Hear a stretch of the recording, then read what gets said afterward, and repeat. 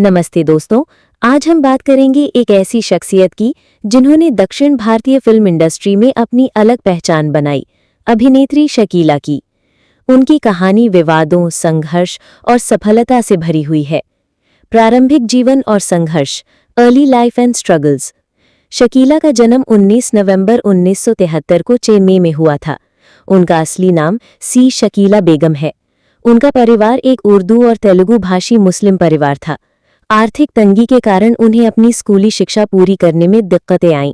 उन्होंने 6 अलग अलग स्कूलों में पढ़ाई की, जिसके कारण उन्हें तमिल, कन्नड़, उड़िया, मलयालम और हिंदी जैसी कई भाषाओं पर अच्छी पकड़ बनाने में मदद मिली। फिल्मी करियर की शुरुआत, entry into film industry. Shakeela ने 18 साल की उम्र में 1995 में तमिल फिल्म प्ले गर्ल्स से अपने अभिनय करियर की शुरुआत की। शुरुआती दौर में उन्होंने बी ग्रेड और सॉफ्ट कॉर्न फिल्मों में काम किया।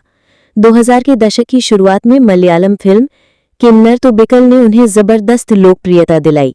इस फिल्म की सफलता के बाद भारत में सॉफ्ट पॉर्न फिल्मों को बोलचाल की भाषा में शकीला फिल्में कहा जाने लगा। उनकी फिल्में कम बजट में बनती थीं, लेकिन उन्होंने बॉक्स ऑफिस पर शानदार प्रदर्शन किया, खासकर केरल में। एक समय ऐसा था जब उनकी फिल्में बड़े सितारों की फिल्मों को भी टक्कर देती थीं। उनकी फिल्में लगभग सभी भारतीय भाषाओं में डब की गईं और यहाँ तक कि नेपाली, चीनी और सिंगली जैसी विदेशी भाषाओं में भी रिलीज हुईं। मुख्य धारा सिनेमा में प्रवेश और बदलती पहचान, transition to mainstream cinema. 2002 में शकीला ने घोषणा की कि वो अब बी ग्रेड फिल्मों में काम नहीं करेंगी। उन्होंने 2003 के बाद से तमिल, तेलुगु और कन्नड़ भाषाओं में पारिवारिक किरदारों और सहायक भूमिकाओं में काम करना शुरू कर दिया। उन्होंने कई मुख्य धारा सिनेमा की फिल्मों में भी अभिनय किया, जैसे छोटा मुंबई मोहनलाल के साथ और अजागिया तमिल मगन विजय के साथ। व्यक्तिगत जीवन और विवाद, personal life and controversies. Shakeela का व्यक्तिगत जीवन भी सुर्खियों में रहा है। उन्होंने 2013 में अपनी आत्मकथा शकीला आत्मकथा जारी की, जिसमें उन्होंने अपने जीवन के कई अनछुए पहलुओं का उजागर किया। उन्होंने एक ट्रांसजेंडर बेटी थंगम को गोद लिया है। शकीला ने केरल फिल्म इंडस्ट्री में खुद के साथ हुए भेदभाव और इंडस्ट्री के पितृसत्तात्मक रवैये पर भी कई बार खुलकर बात की है।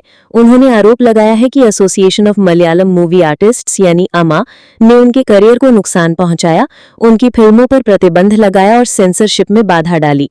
बायोपिक। शकीला के जीवन पर आधारित एक बायोपिक शकीला 2020 में रिलीज हुई थी, जिसमें ऋचा चड्ढा ने उनका किरदार निभाया था।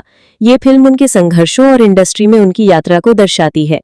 निष्कर्ष, शकीला एक ऐसी अभिनेत्री हैं जिन्होंने अपनी शर्तों पर जीवन जिया और अपने संघर्षों को खुले तौर पर स्वीकार किया। उनकी कहानी हमें सिखाती है कि कैसे एक व्यक्ति तमाम बाधाओं के बावजूद अपनी पहचान बना सकता है। उन्होंने फिल्म इंडस्ट्री में एक अमिट छाप छोड़ी है और आज भी उनकी कहानी कई लोगों को प्रेरित करती है।